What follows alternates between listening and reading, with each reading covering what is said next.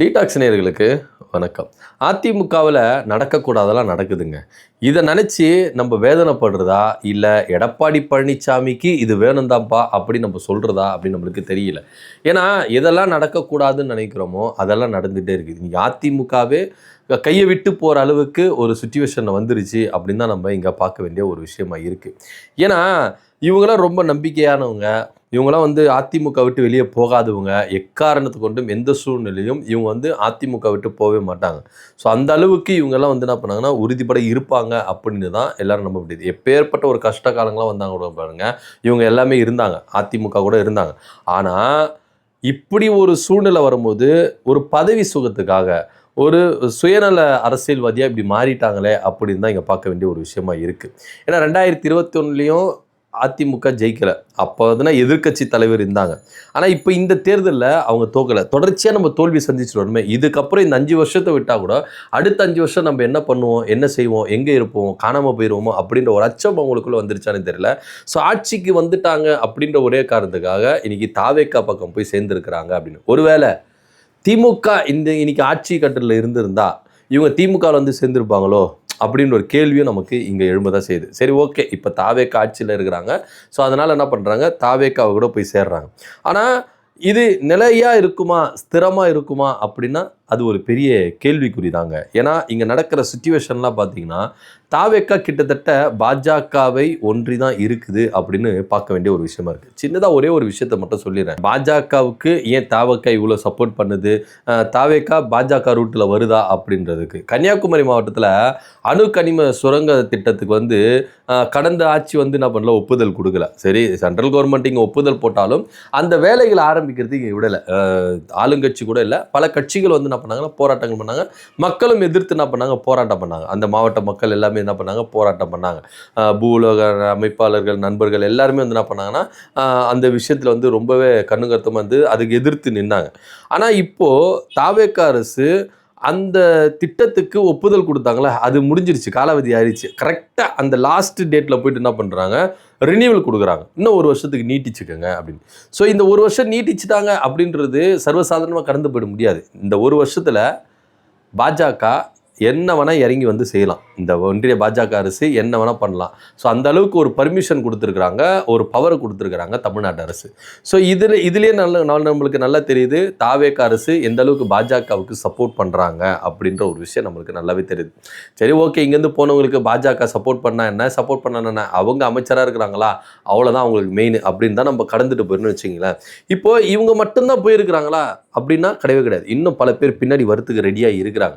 அதனுடைய முன்னோட்டமாக தான் இன்னைக்கு எஸ்பி வேலுமணி, தங்கமணி, நத்தம் விஸ்வநாதன் போன்றவர்கள் கிட்டத்தட்ட ஒரு 7 எம்எல்ஏக்கள் எங்களுக்கு நீங்கள் கொடுத்த பதவியே தேவை கிடையாது, நீங்களே வச்சுக்கோங்க அப்படின்னு எடப்பாடி பழனிசாமிக்கு எதிராக இவங்க அதிரடியாக போர்க்கொடி தூக்கியிருக்கிறாங்க.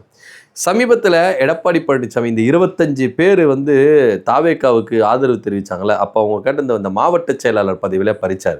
ஸோ திரும்பவும் அவங்களுக்கு அந்த பதவிகள்லாம் கொடுக்கப்படும் அப்படின்னு வாக்குறுதியும் கொடுத்துருக்கிறாரு எடப்பாடி பழனிசாமி. மன்னிப்பு கேட்டு நீங்கள் வந்தீங்கன்னா அவங்களுக்கு அந்தந்த பதவிகள் கொடுக்கப்படும் அப்படின்னு எடப்பாடி பழனிசாமி என்ன பண்ணியிருக்காரு, வாக்குறுதி கொடுத்துருக்காரு.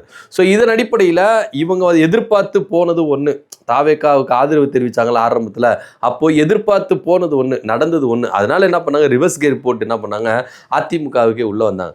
அதிமுக உள்ளே எடப்பாடி பழனிசாமி சந்திச்சு எல்லாம் இணக்கமாக தான் போயிடுச்சு. ஆனால் அவங்க கேட்டு பறிச்ச பதவியை இவருக்கு கொடுங்கவே இல்லை. அதனாலே இவங்க என்ன பண்ணாங்க, ரொம்ப அதிருப்தியில் இருந்தாங்க. இதனுடைய வெளிப்பாடாக தான் பல பேர் என்ன பண்ணாங்கன்னா, சில பேர் திமுகவுக்கு வந்தாங்க, சில பேர் தாவேக்காவில் போய் ஐக்கியமாக இருக்காங்க. அதில் முக்கியமாக C Vijayabaskar, M R Vijayabaskar போன்றவர்கள் தான் அங்கே ஐக்கியமாக இருக்கிறாங்கன்னு வச்சுங்களேன்.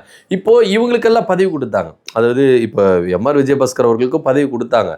கொள்கை பரப்பு இணை செயலாளர் பதவி கொடுத்தாங்க. எஸ்பி வேலுமணிக்கு துணை பொதுச் செயலாளர் பதவி கொடுத்தாங்க. அதுபோல் எல்லாருக்கும் என்ன பண்ணாங்க, கொடுத்தாங்க. ஆனால் மாவட்ட செயலாளர் பதவி கொடுத்தாங்கன்னா கிடையாது. இவங்க எதிர்பார்த்தது மாவட்ட செயலாளர் பதவி தான். ஏன்னா அதிகாரத்தில் இருக்கணும்ல, பவரில் இருக்கணும்ல. ஒரு மாவட்டத்தில் நாங்கள் தான் ஆட்சி செய்யணும், நாங்கள் தான் அங்கே நிர்வகிக்கணும் அப்படின்ற ஒரு அந்த பவர் அத்தாரிட்டி இருக்குல்ல, அது மாவட்ட செயலாளருக்கு தான் இருக்குது.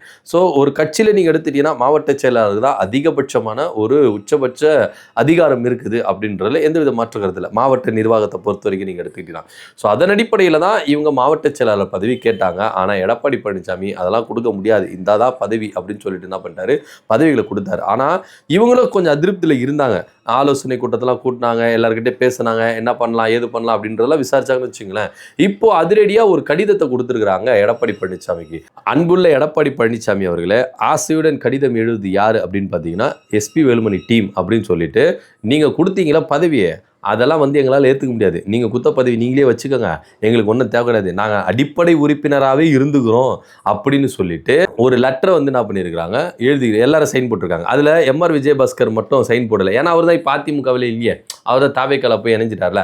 அதுக்கப்புறம் அவருக்கு சைன் போட்டால் என்ன போடலாம் நான் என்ன அப்படின்றதான் இங்கே கேள்விக்குறியாக இருக்குது.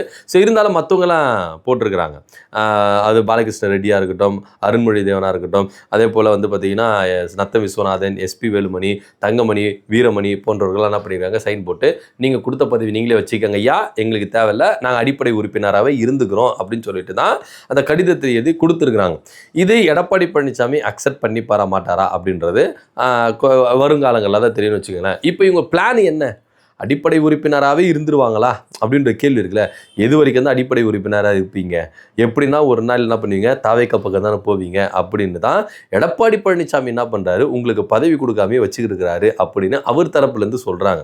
ஏன்னா இப்போ உங்கள் கூடவே இருந்தாங்க, நிழலாகவே இருந்தாங்க எம்ஆர் விஜயபாஸ்கர், சி விஜயபாஸ்கரும், உங்களுக்கே அல்வா கொடுத்துட்டாங்க போகலையா அப்படின்ற ஒரு கேள்வி இருக்குல்ல.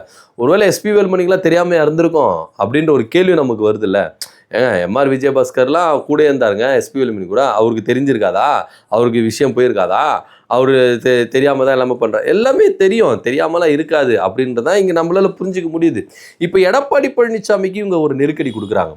இப்போ நம்ம இந்த லெட்ரு போட்டிருக்கோம், அவர் நமக்கு திரும்பவும் அந்த பதவி நம்ம கொடுத்துட்டா இனிலேருந்து அவர் நமக்கு அடிமை, அந்த பதவி கொடுக்கலன்னா நம்ம அவருக்கு அடிமை அப்படின்ற ரேஞ்சுக்கு அவங்க பிளான் போடுறாங்கன்னா இல்லைன்னு தெரில. ஆக மொத்த எடப்பாடி பழனிசாமிக்கு ஒரு நெருக்கடி கொடுக்குறாங்க. என்னன்னா, நீங்கள் எங்களுக்கு எங்கள் கிட்ட இந்த என்ன பதவி பறிச்சிங்களோ அந்த பதவி அப்படியே கொடுங்க, நம்ம என்ன பண்ணலாம், எதுவுமே இல்லாமல் நம்ம வந்து பயணிக்கலாம் அப்படின்னு சொல்லிட்டு தான் அவங்களுடைய தரப்பு வாதமாக இருக்குது. ஆனால் எடப்பாடி பழனிசாமி என்ன சொல்கிறாருன்னா, நான் உங்களுக்கு பதவி கொடுத்துட்டு அவங்கள மாதிரி துரோகம் செஞ்சுட்டு போக மாட்டீங்கன்னு நிச்சயம் அப்படின்ற ஒரு கேள்வி. இது நியாயமான கேள்வியும் கூட. ஸோ அதனால தான் அவர் வந்து என்ன பண்ணுறாரு, அந்த பதவியை கொடுக்காம கொஞ்சம் ஹோல்ட் பண்ணி வைக்கிறாரு. ஸோ அதாவது கொஞ்சம் அதோட மேல் பதவி தானப்பா, மாநில லெவலில் உங்களுக்கு பதவி கொடுக்குறேனே அப்படின்னா அதெல்லாம் எங்களுக்கு தேவையில்லைங்களா, மாவட்ட லெவல்லே போதும், மாநில லெவல்னா அதனால் இந்த பவர் இல்லாத பதவி நீங்களே வச்சுக்கோங்க அப்படின்னு சொல்லிட்டு தான் அந்த பதவி என்ன பண்ணியிருக்காங்க, கொடுத்துருக்குறாங்க. இப்போ எடப்பாடி பழனிசாமி என்ன முடிவு எடுக்க போகிறாரு, என்ன அதிரடி எடுக்க போகிறாரு, ஒருவேளை நீங்கள் எல்லாம் ரொம்ப ஓவராக பண்ணுறீங்கன்னு சொல்லிட்டு அதிரடியாக கட்சி விட்டு நீக்க போகிறாரா என்ன அப்படின்னு நம்மளுக்கு தெரியல, பொறுத்திருந்து பார்க்கலாம். எஸ்பி வேலுமணி அவர்களுடைய டீம் இன்னைக்கு முழுக்க முழுக்க எடப்பாடி பழனிசாமிக்கு எதிர்த்து நிற்கிறாங்க. இது பிற்காலத்தில் கட்சி விட்டு நீங்கள் தாவேக்கால இணையறதுக்கு வாய்ப்புகள் இருக்குது அப்படின்னு பேசப்படுது.